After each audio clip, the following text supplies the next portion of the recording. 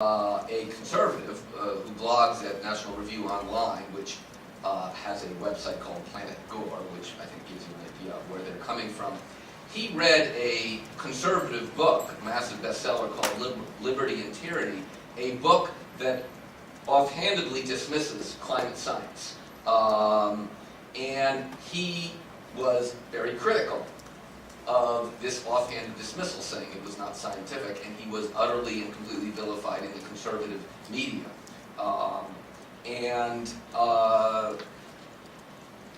I think it's a very big deal in the sense that there is a it starts as what I call anti-science ideologues, but it morphs into the leadership of the Republican Party that you simply can't talk about climate science in intelligent fashion or you'll be thrown out. So even reasonable people like Charlie Crist, who used to be reasonable on global warming, had to back away from it. Tim Pawlenty had to back away from it. The man who's running for the governor of Massachusetts on the Republican Party had to publicly say he wasn't smart enough to figure out whether humans were changing the climate.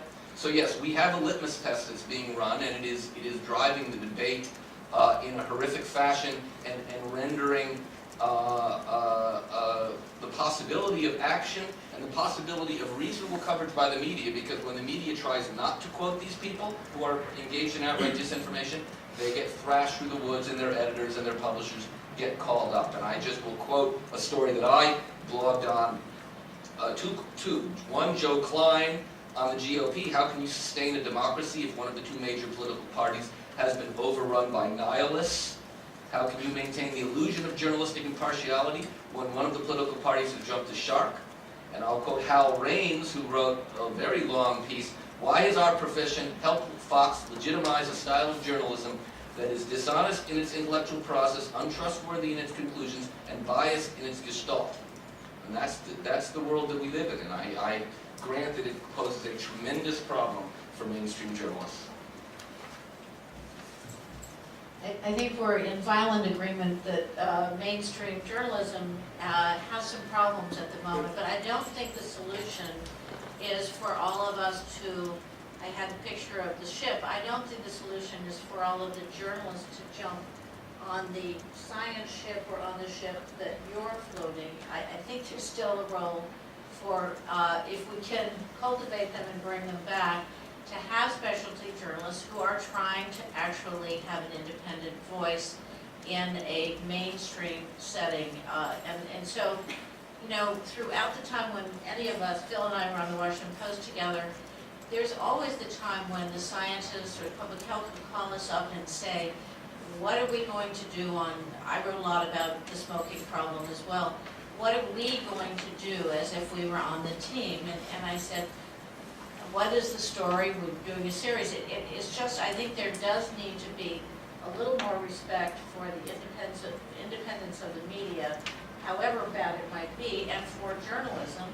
And I think one good sign recently that all of the dust up over ClimateGate, and some of us started in Washington and Watergate, and we're now in ClimateGate. I think we're all tired of gates, but the scientific community independently, some of the leaders of the scientific community, the National Academy of Sciences, the AAAS, many of them have been getting it for a while, but I think they are now really jumping up and trying to figure out how they can make their voice more heard in the marketplace of ideas. And so I think there is, there is some culpability in the mainstream science community for not pushing earlier to explain a lot of this very complicated process-oriented science, and there's not just one bottom line. So I hope all the players involved are moving along the process, and those of us who are still trying to improve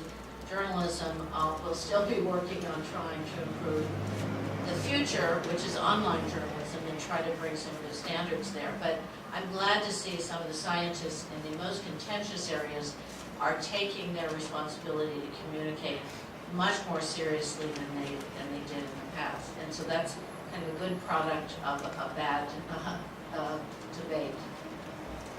Yeah, I think there is some hope. I was out in San Diego recently talking to Margot Roosevelt, who was the LA Times reporter on climate change, and she said one of her great frustrations is that when things pop in this field, she's buried in emails from the right. She gets nothing from the scientists and the others, and she said, what is going on? This is hard to do by myself, you know? So she has to spend her time really digging around to find the facts and the way the story should be told. And so reporters need help. I also want to say, I don't think the reporters have been making a bunch of mistakes. There have been some bad stories in the New York Times, and I think we have to pay attention to that. And make sure that the folks at the Times know it when there are bad stories on the front page of it, too, not in the fairly recent future, or past. So it's not hopeless, but the reporters have to hold their ground, be independent, and evaluate the story. And when you are talking to somebody on the right, say who they are, say what they're doing. This was a mistake in the New York Times. There were a bunch of sources in Rosenthal's story that were not identified, and it was a terrible mistake because the story was quite unbalanced. So we have to say who they are, show their position, and then talk about what the weight of the evidence shows. That's a hard job, and the editors are going to give you a hard time a lot of times because it's not going to look 50-50, it's not 50-50. And you're going to need more support from scientists who can call you up and say, listen, here's a point that I want you to understand, and go through some data for you. The scientists don't necessarily have to be advocates, but they've got to give you the stuff that matters in showing how this really works. I'm afraid we're out of time, but we can continue this in open discussion. Let's thank our final panel and then we'll